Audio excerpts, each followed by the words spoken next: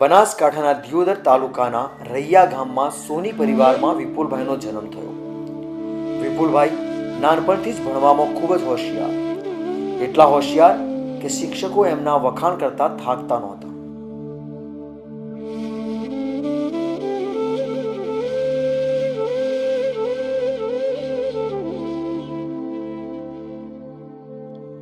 હવે એ જ્યારે ભણતા એ ટાઈમે ભણવામાં બહુ હોશિયાર હતા। ખૂબ વ્યવસ્થિત, શાંત અને જીવનમાં કંઈક કરી છૂટવાની ધગશ હતી અને એ ધગશથી આગળ વધીને એમને આટલી સફળતા પ્રાપ્ત કરી। અને એ ટાઈમે આજ વિપુલભાઈ સોની બહુ હોશિયાર હતા, ભણવામાં સારા હતા અને મારી શાળાનું એક ગૌરવ હતો।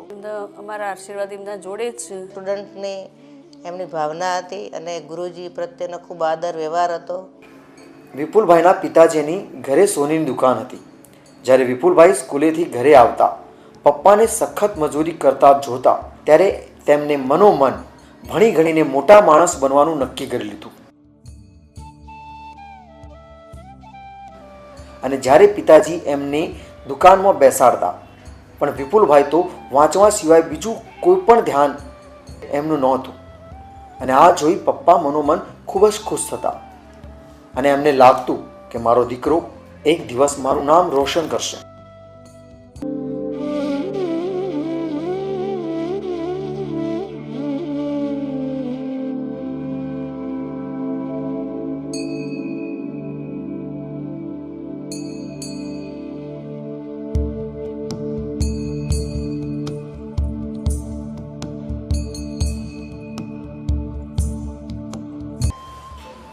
અમને ગર્વ છે એના ઉપર, વિપુલ ઉપર ગર્વ છે એમ।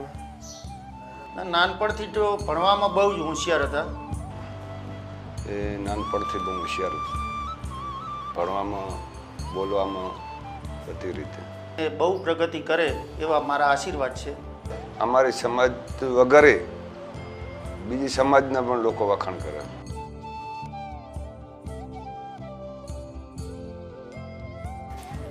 અને જ્યારે વિપુલભાઈ સ્કૂલે જતા ત્યારે તેમની માતા એમના માટે બાજરીના લોટમાં ગોળ અને દેશી ઘી નાખી સરસ મજાની કુલેર બનાવી વહાલથી ખવડાવતા। સરસ એનો સ્વભાવ બભાવ બધે સેટિંગ થઈ જાય ના, જાતે અને વાંચવાનું ભણવાનું મારે કશું કહેવું જ ના પડે। મને બહુ જ આનંદ હતો કે ડૉક્ટર બને તો અમારું નામ રોશન કરે, ખર્ચો અમે કરશું તો ભણ તો અમને સારું લાગે। મોટા ભાઈ તરીકે અમારા ઘણા આશીર્વાદ છે કે અમારા ભાઈ જીવનમાં પ્રગતિ કરે અને સફળ થાય। વિપુલભાઈનો સ્વભાવ તો પહેલેથી જ એમ કે સારો જ છે અને મારા તરફ તો એમની લાગણી મોટા ભાઈ છે એટલે એમ કે સારી જ રહી છે પહેલેથી। હોસ્પિટલમાં એમને ભગવાન લીલા લહેર કરે અને અમારું નામ રોશન કરે। 110 સુધી અમે સાથે ભણ્યા છીએ। સ્વભાવની વાત જ મત કરો અને નિર્મળ સ્વભાવના છે પોતે અને ભણવામાં પણ એવા સારા હતા અમારા મિત્રો, બરાબર, સાથે રમતા ફરતા મોજ મસ્તી કરતા। હોશિયાર તો વિપુલભાઈ જ હતા, પણ અમે નંબર લેવા બહુ ટ્રાય કરેલો પણ અમને નંબર ના લેવા દીધો એમણે એમ ભણવામાં, એમ કે ભાઈ અમારે પહેલો નંબર લેવો છે તો એ લેવા જ નતો જાય એમ। એ પોતે અમારા કરતાં હોશિયાર હતા, પોતાને કંઈક ઝંખના હતી કે મારે કંઈક બનવું છે। પછી એમને વિચાર્યું કે મારે આગળ કંઈક મોટું ભણી ગણીને મોટું થવું છે એટલે પછી એમને કંઈક ડૉક્ટરનું ભણવાનું ચાલુ કર્યું। ના, એવા ને એવા જ છે, એમ જઈએ ત્યારે પણ એનો એ જ એમ પ્રભાવ, એમ જે સાથે ભણતા એ ટાઈમે એવું કરતા એ અત્યારે જ પણ એમનો એવો સ્વભાવ છે। મારા સાથે જે બચપનમાં હતું એનો જ આજે છે, એવું નથી કે ચલો મોટા ડૉક્ટર બનીને પોતે આજે અમને ભૂલી ગયા, એવું નથી। વિપુલભાઈ નાના હતા ને તો બહારે જતા રહેતા રમવા, થોડી વાર ટાઈમ મળે તો કલાક અડધો કલાક, પછી એવું મસ્તી ધમાલ કરીને આવે।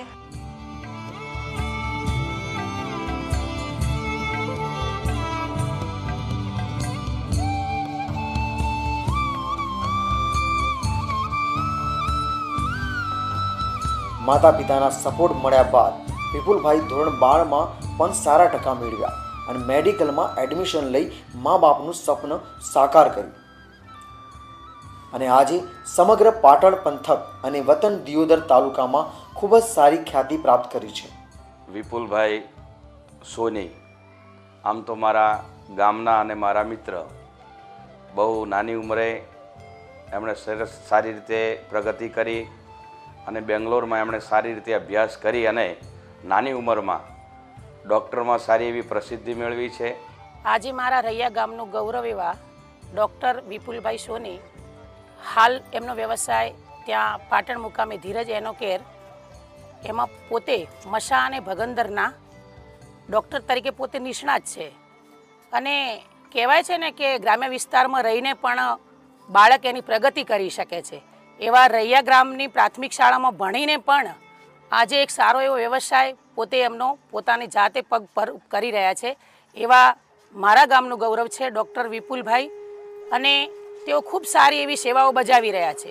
અને ખૂબ જ એમના પિતા મારા આમ તો મિત્ર છે, અને બાળપણથી બચપણથી એમના ઘરના ખૂબ સારા સંસ્કારો એમને રહ્યા છે. સારા સંસ્કારોના લીધે એમણે જીવનમાં ખૂબ સ્ટ્રગલ કરી, અને સ્ટ્રગલ કર્યા પછી અત્યારે પાટણની અંદર બહુ સારી એવી એમની નામના છે. સાહેબને સારી રીતે ઓળખું છું, અને વિપુલભાઈ ને ડૉક્ટરમાં એક સારી કામગીરી કરે છે, અને એમને ખૂબ ખૂબ પ્રગતિ થાય એવા મારા આશીર્વાદ. પાટણમાં અત્યારે પાઇલ્સ તરીકે ડૉક્ટરમાં બહુ એમનું મોટું નામ છે. વિપુલભાઈ સોની એ અમારા ગામના રૈયાના ધીરજભાઈના દીકરા છે. એમના ફાધર વર્ષોથી સોની સમાજનું કામ કરી એમને સારી રીતે શિક્ષણ આપી અને આ મેડિકલ લાઇનમાં સારા એવા નામચિહ્ન ડૉક્ટર બનાવ્યા. એ બદલ પરિવારનો પણ આભાર. અને સાહેબને એમના ખાસા સમયથી જે પાટણ ખાતે સેવા આપી છે, એમાં અમારા વિસ્તારના તથા આજુબાજુના ઘણા વિસ્તારના લોકોએ, ગરીબ લોકોએ એમની પાસેથી સારવાર લઈ અને સારી સેવા પણ લીધી છે. સારી એમના હાથે બહુ સારો જશ છે, અને સારી એવી એમની નામના પણ ટૂંક સમયમાં પ્રાપ્ત થઈ છે. સાહેબે નાના મોટા ગરીબ લોકોના પણ કામો કરે છે. હું ડૉક્ટર જયેશ ગોકલાણી. વિપુલભાઈને હું ખાસ 7-8 વર્ષથી મારા પરિચયમાં છે. સાહેબ મારા ત્યાં 5 વર્ષથી વિઝિટમાં આવે બાબર. સાહેબને મેં બનતા જોયા છે. માય સેલ્ફ ડૉક્ટર કનુભાઈ રાજી સોલંકી, સાઈ કૃષ્ણ હોસ્પિટલ બાબર. એક એમનું જે કામ પ્રત્યેનું જે ડેડિકેશન છે ને એ જોવાલાયક છે. કોઈ પણ ગમે ત્યારે સાહેબને ફોન કર્યો હોય, એક જ રિંગમાં ફોન ઉપડી જાય સાહેબનો. અહીંથી કોઈ પણ પેશન્ટ રિફર કર્યું હોય તો એને પૂરેપૂરો ન્યાય આપે છે. ક્યારેક ગરીબ પેશન્ટ હોય તો એમને એ પ્રમાણે ખર્ચામાં પણ માફી આપે છે. કોઈ દિવસ ક્યારેક ખોટું ના બોલે, ખોટું કરે નહીં.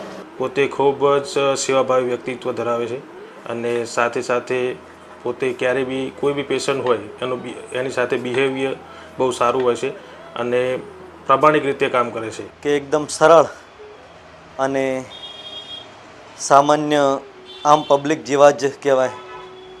આમ ડૉક્ટર ખરા પણ એકદમ પ્રેમાળ સ્વભાવના અને ફ્લેક્સિબલ નેચરના. આમ તો વિપુલભાઈ એકદમ સરળ, સિમ્પલ અને આમ ડાઉન ટુ અર્થ પર્સનાલિટીવાળા, બરાબર.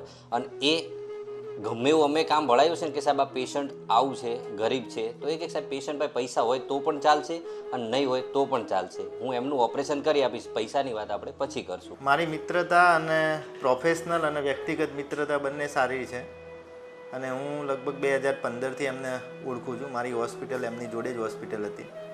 આમ ડૉક્ટર વિપુલભાઈ સોની વિશે કહેવાય ને કે એક એવા માહોલ અને એક એવી પરિસ્થિતિમાંથી વિકસેલું વ્યક્તિત્વ કે જેમને દરેક પરિસ્થિતિ ફક્ત જોઈ જ નથી, એમને એ પરિસ્થિતિને જીવી પણ છે. બહુ સારા મિત્રો છે.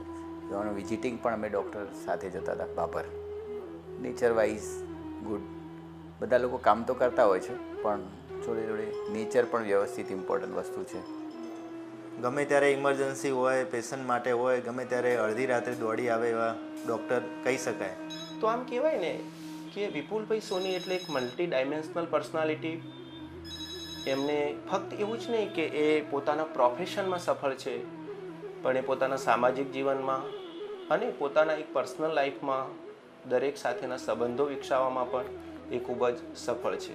આપણે કહીએ કે જ્યારે બાળક કોઈ એમ કે પરિવારથી દૂર જતું હોય ભણવા માટે કે કોઈ બી રીતે, ત્યારે કહીએ કે માતાને પહેલાં આંસુ, જે માતાને આંસુ આવી જતા હોય છે, પણ એ કેવા હરખના આંસુ હોય છે કે જ્યારે હું ભણવા જતો હતો ત્યારે માતાએ વખતે કીધેલું કે આમ આપણે ગળે લગાડી દે છે અને કહે છે કે બાળક બેટા કંઈ વાંધો નહીં, ચિંતા ના કર, બરાબર, તું ભણજે, આગળ વધજે, બરાબર, અમને બહુ ખુશી છે.